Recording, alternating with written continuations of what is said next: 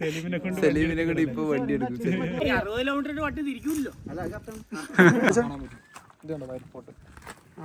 നിന്നെ കട്ടപ്പ അടിമയാക്കി കൂട്ടിയതല്ലേ നിന്നെ.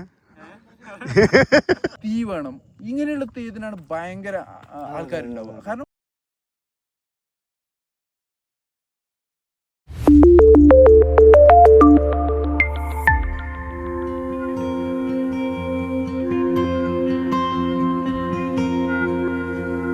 TG Halli Dam or Thippagondanahalli Dam. This dam is located around 40 kilometers from Bangalore towards the Magadi side. The dam spreads across around nearly 1,500 square kilometers, covering 4 taluks in Karnataka: Nelamangala, Devanahalli, Magadi and Bangalore are those taluks. At one point, this dam itself was built to supply water to Bangalore. The dam became operational in 1933, but over time it slowly lost its importance.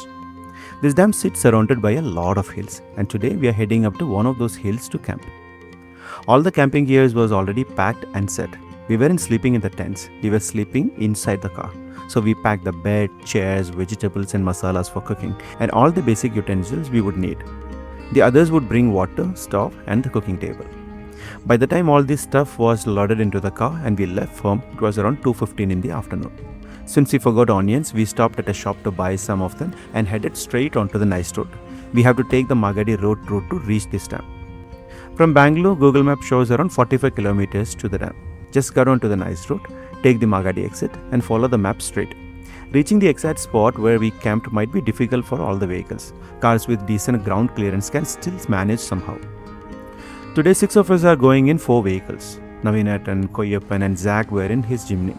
And Jupi was in his Thar, and GM was in his Pajero.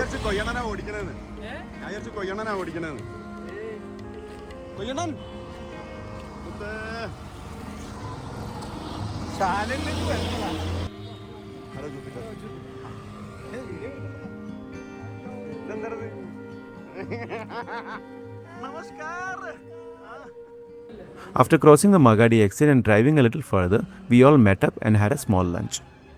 After filling up enough fuel, and we started again. Koyappan joined me saying I shouldn't travel alone.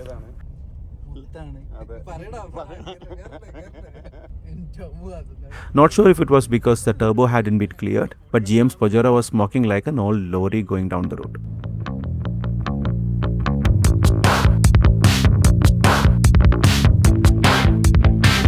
Since the work to make the Magadi Road into a 4-lane highway is going on, there is a lot of dust in many places, and parts of the roads are broken too. After going a little ahead, we enter the village roads. From there, take the right onto another road and just follow the map. Since it was May, the Mayflower trees were standing there fully red. Because it's summer, there isn't much greenery either. The whole route is full of farmlands. Corn, banana, coconut, papaya, all the things that feed Bangalore are grown here. Out of all of us, Jupi is the one who had come here before, so he was leading the way. We have to pass through the village to reach the spot we mentioned. Like I said earlier, the reservoir is surrounded by hills, and when you say 1,500 square kilometers, you can imagine how huge this place is. So naturally, there are plenty of spots around this dam suitable for camping and picnics. We only come to this side because Jupi had already been here before. If you have time, you can simply explore the map, pin a location, and go explore by yourself. As soon as the village ends, the road splits into 2. If you take the left, you can go off-road and test your vehicle's capability a bit more.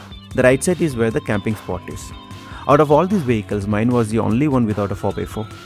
In places like this, that definitely feels like a disadvantage. Since I'm not short on ego either, I followed them without backing off. Luckily, nothing scraped underneath. And since everyone was inside their own vehicles, we didn't really record the struggle along the way either. That route climbs onto the small hill.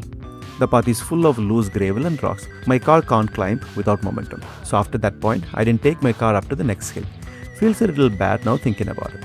And honestly, I don't know how clearly the difficulty of this route come across in the video. Anyway, it is definitely better to come here in a vehicle with good ground clearance. Otherwise, there's a chance that you might get stuck. So I parked on the hill right in front, while the other 4x4 monsters beside me drove up to another nearby hill. The terrain here isn't filled with huge rocks and boulders. It's mostly loose gravel without much grip. And it's steep too. So there isn't enough space to take the momentum and charge uphill either. So when these 4x4s scroll up slowly, it becomes easy.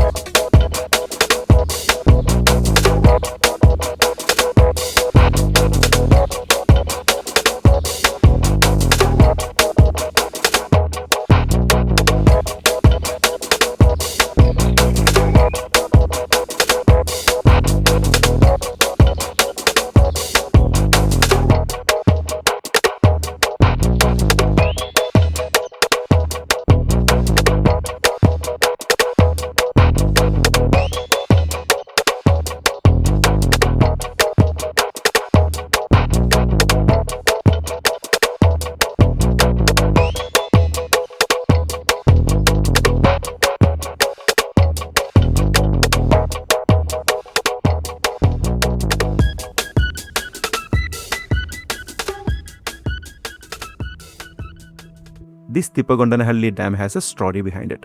Long ago, Bangalore's main water source, the Visvesvaraya tank, dried up around 1922. The following years didn't receive much rain either, so Bangalore was going through a drought. To tackle that drought, this TG Halli Dam was built across the Arkavathi River.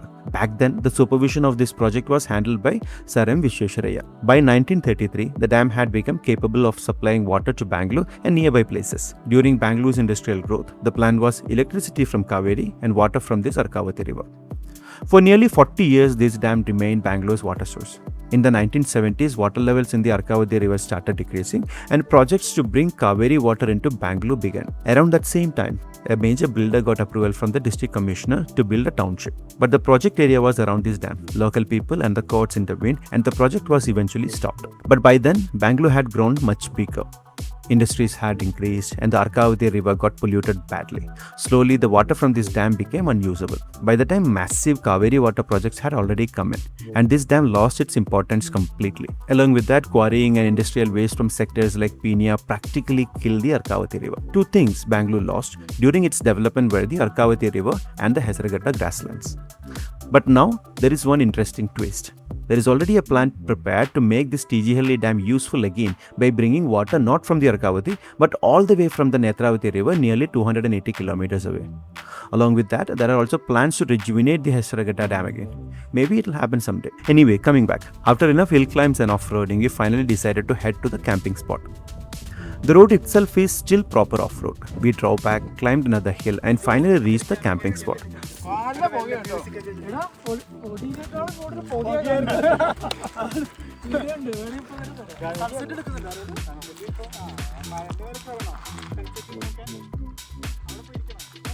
There are many off-road sections nearby too. We drove around there as well. This time, the duster climbed up pretty smoothly. We spent some time roaming around, talking random things, talking about everything and nothing. That's exactly why we go for camping trips like this anyway.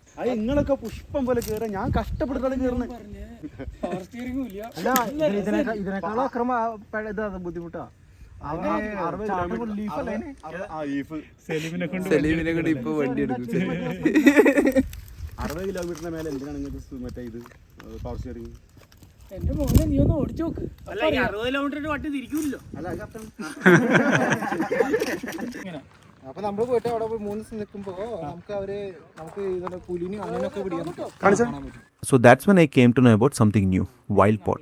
It's an initiative started with the Karnataka Forest Department. Basically, it's a passport system created to help protect wildlife. There is more information about that online. നിന്നെ കട്ടപ്പ അടിമയാക്കി കൂട്ടിയതല്ലേ നിന്നെ നിങ്ങള് ഓനെ അടിമയാക്കി കൂട്ടിയതല്ലേ വണ്ടി ഞാൻ ഓടിക്കും പണി മുഴുവൻ നീ എടുക്കണം കേരള മേലെ കേരള വണ്ടി എടുക്കണം ബാഗ് എടുക്കണം. Then we set up the tents and vehicles properly. Once it gets dark, doing all this becomes difficult. Better to finish setting up everything while there is still light. After that, we just sat there cooking, talking nonsense and spending time.